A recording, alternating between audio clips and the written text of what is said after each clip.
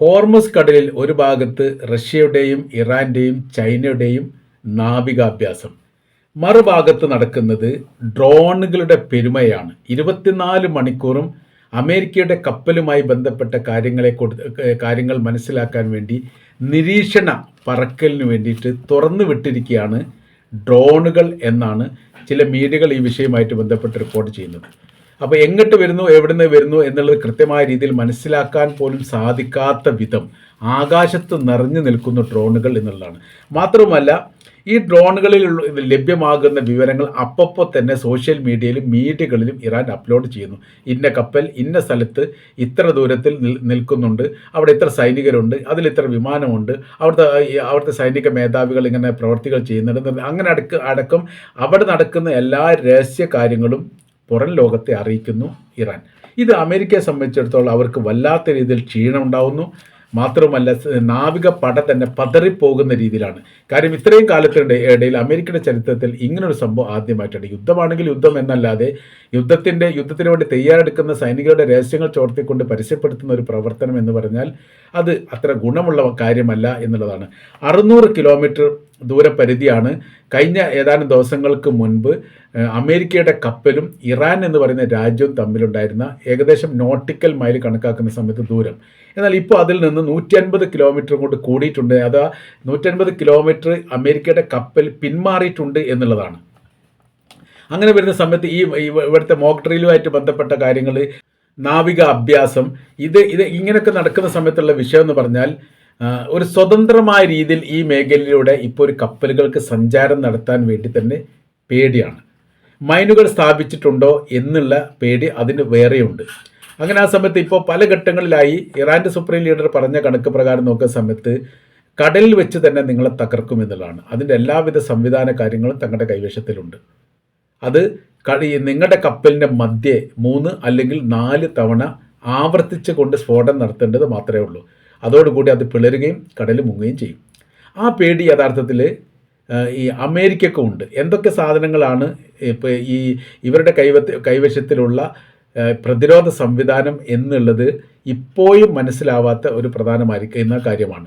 അത് 2 വർഷമായി ഇസ്രായേൽ ഗസക്കകത്ത് ഹമാസിൻ്റെ കൈവശത്തിലുള്ള ആയുധങ്ങളും അവരുടെ ബങ്കറുകളും അവരിലേക്ക് ആയുധങ്ങൾ എത്തുന്ന റൂട്ടുകളൊക്കെ തിരഞ്ഞുകൊണ്ടിരിക്കുകയാണ്, ഇപ്പോഴും തിരയുകയാണ്. അതിനൊരു രൂപം ഇപ്പോഴും ഉണ്ടായിട്ടില്ല എന്നുള്ളൊരു യാഥാർത്ഥ്യമാണ്. അപ്പോൾ ഇറാനുമായിട്ട് ബന്ധപ്പെടുന്ന സമയത്ത് അമേരിക്കക്കും ഇതിന് സമാനമായിരിക്കുന്ന സ്ഥിതി തന്നെയാണ്. അവരുടെ കൈവശത്തിലുള്ള ആയുധങ്ങളുടെ ശക്തിയെക്കുറിച്ച് മനസ്സിലാക്കിയെങ്കിൽ മാത്രമേ പ്രതിരോധവുമായി ബന്ധപ്പെട്ട കാര്യത്തിന് എന്തെങ്കിലും ചെയ്യാൻ വേണ്ടി സാധിക്കൂ എന്നുള്ളിടത്ത് കാര്യങ്ങൾ എത്തുന്നു.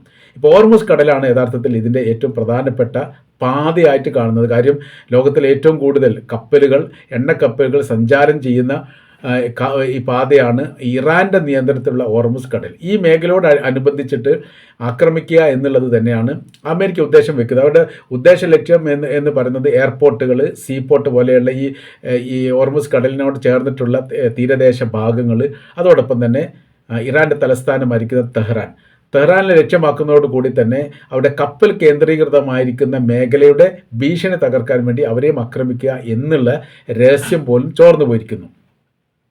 അതിൽ തന്നെ ഏകദേശം 20ഓളം ഈ ഇറാൻ്റെ തലസ്ഥാനമായിരിക്കുന്ന തെഹ്റാനെ കേന്ദ്രീകരിച്ചുകൊണ്ട് 20ഓളം ഈ സ്ഥലങ്ങൾ, ആ സ്ഥലം എന്ന് പറഞ്ഞാൽ സൈനിക മേഖലയിൽ ആയുധം സൂക്ഷിക്കപ്പെട്ട ഏരിയകൾ, അതോടൊപ്പം തന്നെ സൈനികർ താമസിക്കുന്ന ഏരിയകൾ, സൈനിക മേധാവികൾ താമസിക്കുന്ന ഇടങ്ങൾ, തന്ത്രപ്രധാനമായിരിക്കുന്ന മീറ്റിംഗ്, ഈ അവിടുത്തെ ഗവൺമെൻറ്റിൻ്റെ ആളുകൾ കൂടുന്ന ഏരിയകൾ, അങ്ങനെ തുടങ്ങി ഏകദേശം 20ഓളം സ്ഥലങ്ങൾ വളരെ കൃത്യമായ രീതിയിൽ ഫോക്കസ് ചെയ്തിട്ടുണ്ട് അമേരിക്ക.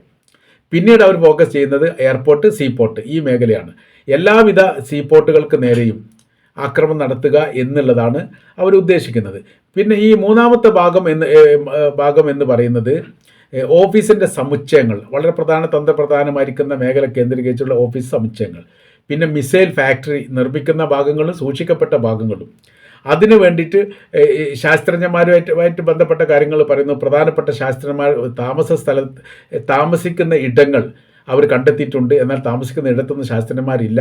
സൈനിക കമാൻഡർമാർ താമസിക്കുന്ന സ്ഥലം കണ്ടെത്തിയിട്ടുണ്ട്. എന്നാൽ സൈനിക കമാൻഡർമാർ താമസിക്കുന്ന സ്ഥലത്ത് അവരില്ല. അതുപോലെ തന്നെ അവിടുത്തെ ക്യാബിനറ്റ് മന്ത്രിമാർ താമസിക്കുന്ന സ്ഥലത്തല്ല, അവരിപ്പോൾ മറ്റേതോ സ്ഥലത്താണ്.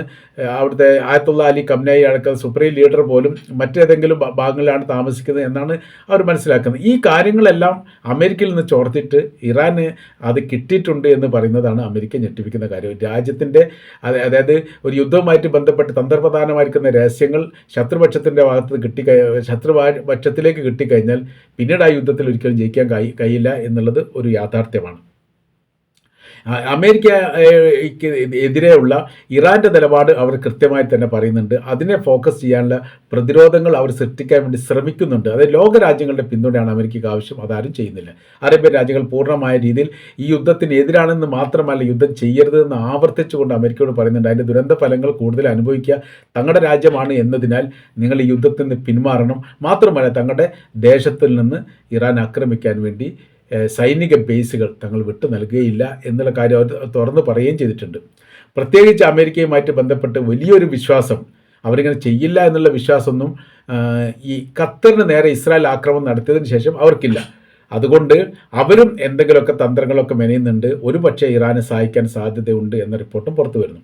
ഇപ്പോൾ ഇറാൻ്റെ ഭാഗത്തുനിന്ന് ആക്രമിക്കുക എന്ന് പറഞ്ഞാൽ വളരെ പ്രധാനമായ രീതിയിൽ ആയത്തുള്ള അലി ഖംനേയുടെ ഭാഷയെ പറയുകയാണെങ്കിൽ ഈ തലച്ചോർ പിളർത്തുന്ന രീതിയിലുള്ള ആക്രമണം, അഥവാ അവരുടെ ഏറ്റവും പ്രധാനമായിരിക്കുന്ന യുദ്ധക്കപ്പൽ അബ്രഹാം ലിങ്കൻ്റെ മധ്യയിലേക്ക് തന്നെ തങ്ങൾ ശൈത്താൻ്റെ മിസൈലുകളെ തുറന്നു വിടും. ഒരിക്കൽ പോലും അവിടെ നിന്ന് ഒരു വിമാനം ഉയരാത്ത വിധം അതിനെ തകർത്ത് തരിപ്പണമാക്കും. പിന്നെ ആരിസ് ട്രൂമാൻ എന്ന് പറയുന്ന കപ്പൽ, മറ്റുള്ള 11ഓളം കപ്പലുകളുണ്ട് എന്നാണ് പറയുന്നത്. അതിൽ അറബിക്കടലിലുണ്ട്, മെഡിറ്ററേനിയൻ കടലിലുണ്ട്, ഇന്ത്യൻ മഹാസമുദ്രത്തിലുണ്ട്, ഈ മറ്റ് പല ഭാഗങ്ങളിലുമായിട്ട് അതിന് സപ്പോർട്ടായിട്ട് നിൽക്കുന്ന ഈ കപ്പലുകളും ഉണ്ട്. പിന്നീട് ആകാശത്തിലൂടെ യുദ്ധ വിമാനങ്ങൾ നിരീക്ഷണം നടത്തുക, അവരുടെ ഏരിയ കേന്ദ്രീകരിച്ചുകൊണ്ട് നിരീക്ഷണം നടത്തുന്ന പ്രവർത്തനങ്ങൾ, ഡ്രോണുകൾ അങ്ങോട്ടും ഇങ്ങോട്ടൊക്കെ വെടിവെക്കുന്ന രീതി ഇപ്പോൾ തന്നെ തുടർന്നിട്ടുണ്ട് എന്നുള്ളതാണ്. ഒരു ഇറാൻ്റെത് വെടിവെച്ചു, 2 അമേരിക്കൻ ഡ്രോണുകൾ വെടിവെച്ചതായിരിക്കുന്ന റിപ്പോർട്ട് ഇതിനിടയിൽ തന്നെ പുറത്തു വന്നതാണ്. അപ്പോൾ ഡ്രോൺ നിരീക്ഷണം എന്ന് പറഞ്ഞ സമയത്ത് ആളില്ലാത്ത രീതിയിൽ ക്യാമറ വെച്ചുകൊണ്ട് നിരീക്ഷിക്കുന്ന പ്രവർത്തനങ്ങളാണ് ഉണ്ടാവുക. അത് അങ്ങോട്ടും ഇങ്ങോട്ടൊക്കെ ഇപ്പോൾ ആക്രമണം തന്നെ തുടങ്ങിയിട്ടുണ്ട് എന്നും ഇതിനോടനുബന്ധിച്ച് പറയുന്നു. അപ്പോൾ ഈ ഇറാൻ്റെ ആക്രമണ രീതികളെക്കുറിച്ച് അവർ പുറത്തു വിട്ടിരിക്കുന്ന പ്രസ്താവനയെ തുടർന്ന് നമ്മൾ പറയുന്ന സമയത്ത്, ഒന്ന്, അവർ അമേരിക്കയുടെ കപ്പലിന് നേരെ ആക്രമണം നടത്തും. രണ്ടാമത് അവർ ആക്രമണം നടത്തുക എന്ന് പറയുന്നത് ഇസ്രായേലിന് നേരെയാണ്. ഇസ്രായേൽ തങ്ങൾ വെറുതെ വിടില്ല എന്ന് ഇറാൻ ആവർത്തിച്ച് പറയുന്നു. അവർ യുദ്ധത്തിൻ്റെ രുചി അനുഭവിക്കേണ്ടവരാണ്, തങ്ങൾ അത് അനുഭവിപ്പിക്കുക തന്നെ ചെയ്യും. അപ്പോൾ അങ്ങനെ ആ സമയത്ത് ഇസ്രായേൽ എന്ന് പറയുന്ന രാജ്യത്ത് വലിയ രീതിയിലുള്ള സുരക്ഷാ നടപടി കാര്യങ്ങൾ ഇപ്പോൾ തന്നെ തയ്യാറെടുത്തിരിക്കുന്നു. ബങ്കറുമായിട്ട് ബന്ധപ്പെട്ട കാര്യത്തെക്കുറിച്ച് ജനങ്ങൾക്ക് നിർദ്ദേശം നൽകിയിരിക്കുന്നു. അതിർത്തിയുമായിട്ട് ബന്ധപ്പെട്ട രക്ഷാസേനയ്ക്ക് പ്രത്യേകമായിരിക്കും നിർദ്ദേശം നൽകിയിട്ടുണ്ട്. 24 മണിക്കൂർ നിരീക്ഷിക്കുന്ന വിമാനങ്ങൾ രാജ്യത്തിനുടനീളം ഇങ്ങനെ പറന്നുകൊണ്ടിരിക്കുന്നു. അങ്ങനെ വലിയ രീതിയിലുള്ള യുദ്ധ പ്രതിരോധ തയ്യാറെടുപ്പുകൾ, യുദ്ധം എന്നല്ല അവർ പറയുന്നത്, യുദ്ധത്തിന് ഇറാൻ ആക്രമിച്ചാൽ പ്രതിരോധവുമായിട്ട് ബന്ധപ്പെട്ട കാര്യത്തിന് തയ്യാറെടുപ്പുകൾ അവിടെ നടത്തുന്നുണ്ട് എന്നുള്ളതാണ്. അത് ഇസ്രായേലുമായിട്ട് ബന്ധപ്പെട്ട കാര്യം. പിന്നെ മൂന്നാമത്തെ ഒരു കാര്യമാണ് മറ്റൊരു തരത്തിൽ അമേരിക്കയെ ഭയപ്പെടുത്തുന്നത്. ആ കാര്യത്തിൽ ഇപ്പോൾ ഒരു മോചിതരായിട്ടില്ല.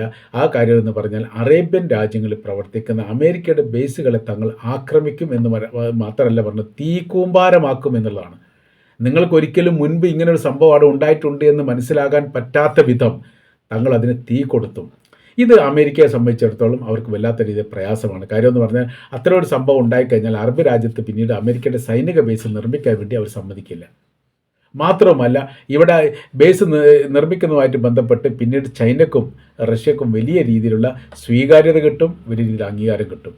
അപ്പോൾ വലിയ നഷ്ടങ്ങൾ ഈ മിഡിൽ ഈസ്റ്റുമായിട്ട് ബന്ധപ്പെട്ട് അമേരിക്കയ്ക്ക് ഉണ്ടാകാൻ പോകുന്നുണ്ട് എന്നതിൻ്റെ ഒരു മുന്നറിയിപ്പ് തന്നെയാണ് യഥാർത്ഥത്തിൽ ഇറാൻ്റെ ഭാഗത്തും പുറത്തു വന്നത്. തങ്ങൾക്ക് നേരെ ആക്രമിച്ചാൽ ചരിത്രത്തിൽ ഇന്ന് വരെ മുറിവേൽക്കാത്ത വിധം തങ്ങൾ അമേരിക്കയെ മുറിവേൽപ്പിക്കുമെന്നുള്ളതും ഉയർത്തെഴുന്നേൽക്കാൻ പറ്റാത്ത വിധം അവർ തളർന്ന് വീണ് പോവും എന്നുകൂടിയാണ് യഥാർത്ഥത്തിൽ ഈ വിഷയമായിട്ട് ഇറാൻ പറയുന്നത്. അപ്പോൾ എങ്ങനെ ഇതിനെ പ്രതിരോധിക്കണം, ഈ വിഷയമായി ഇതിൽ ഇറാൻ എങ്ങനെ പരാജയപ്പെടുത്തണം എന്നതിനെക്കുറിച്ച് എത്ര ആലോചിച്ചിട്ടും ഒരു കൃത്യമായിരിക്കുന്ന ഒരു മറുപടിയോ അതിനുള്ള ഏതെങ്കിലും തരത്തിലുള്ള ഒരു പരിഹാരമോ അമേരിക്ക ഇപ്പോഴും കിട്ടിയിട്ടില്ല. ലോകരാജ്യങ്ങളോടൊക്കെ ഈ വിഷയമായിട്ട് ബന്ധപ്പെട്ട് രഹസ്യമായ രീതി സംവദിച്ചിട്ടുണ്ട്. നമ്മൾ യുദ്ധം ചെയ്താൽ അതിൻ്റെ പരിണത ഫലം എന്താവും, എങ്ങനെയാണെങ്കിലും വെനിസ്വേല പോലെ ആയിരിക്കില്ല, തിരിച്ചടി ഭയാനകരമായിട്ടുണ്ടാവും. കാര്യം എന്ന് പറഞ്ഞാൽ 24 മണിക്കൂർ നിരീക്ഷിക്കുന്നവരെയും നിരീക്ഷിക്കുന്നു എന്നുള്ളതാണ് ഇറാൻ്റെ ഏറ്റവും വലിയ പ്രത്യേകത. അപ്പോൾ സൈനികർ തന്നെ ആരെങ്കിലും കാലുമാറുന്നുണ്ടോ, അങ്ങോട്ടും ഇങ്ങോട്ടും നിൽക്കുന്നുണ്ടോ, അമേരിക്കയ്ക്ക് സപ്പോർട്ട് ചെയ്യുന്നുണ്ടോ എന്ന് അറിയാൻ വേണ്ടിയിട്ട് ഈ സൈനികരിൽപ്പെട്ട ആളുകളെ നിരീക്ഷിക്കാൻ വേണ്ടി അവർ പോലും അറിയാത്ത രീതിയിലുള്ള സംവിധാനം പോലും ഒരുക്കിയിട്ടുണ്ട്. അത് ഹമാസിൻ്റെ നേതാവ് ഇറാനിൽ കൊല്ലപ്പെട്ടതോടനുബന്ധിച്ചിട്ട് അവർക്ക് കിട്ടിയിരിക്കുന്ന വിവരത്തിൻ്റെ അടിസ്ഥാനത്തിൽ ഏതോ ഒരു സൈനികൻ ഈ വിവരങ്ങൾ ഇസ്രായേൽ ചോർത്തി കൊടുത്തിട്ടുണ്ട് എന്നുള്ളതാണ്. അങ്ങനെ വരുന്ന സമയത്ത് സൈനികർക്കിടയിൽ ചോർച്ച ഉണ്ടായിക്കഴിഞ്ഞാൽ തീർച്ചയായിട്ടും ഒരു യുദ്ധത്തിലും വിജയിക്കാൻ വേണ്ടി സാധിക്കില്ല. വെനിസ്വേലയിൽ സംഭവിച്ചത് അവിടുത്തെ സൈനികർ ഒറ്റുകൊടുത്തു എന്നുള്ളത് മാത്രമാണ്. അല്ലാതെ അമേരിക്ക വല്ലാത്ത രീതിയിൽ മാരകമായിരിക്കുന്ന യുദ്ധം അവിടെ ചെയ്തിട്ടില്ല. അതിന് സമാനമായിരിക്കുന്ന സാഹചര്യങ്ങൾ ഇറാനിൽ ഉണ്ടാവാതിരിക്കാനുള്ള എല്ലാ സാഹചര്യങ്ങളും ഇറാൻ തന്നെ സൃഷ്ടിച്ചിട്ടുണ്ട്. അതുകൊണ്ട് അതിജീവിച്ച് ജയിക്കുക എന്ന് പറഞ്ഞാൽ വലിയ പ്രയാസമാണ്. എല്ലാ ശൈത്താന്മാരും പറന്നിറങ്ങും അമേരിക്കയുടെ കപ്പലിന് നേരെ എന്ന് തന്നെയാണ് ഇറാൻ ഏറ്റവും ഒടുവിലായിട്ട് പറഞ്ഞിരിക്കുന്ന കാര്യം.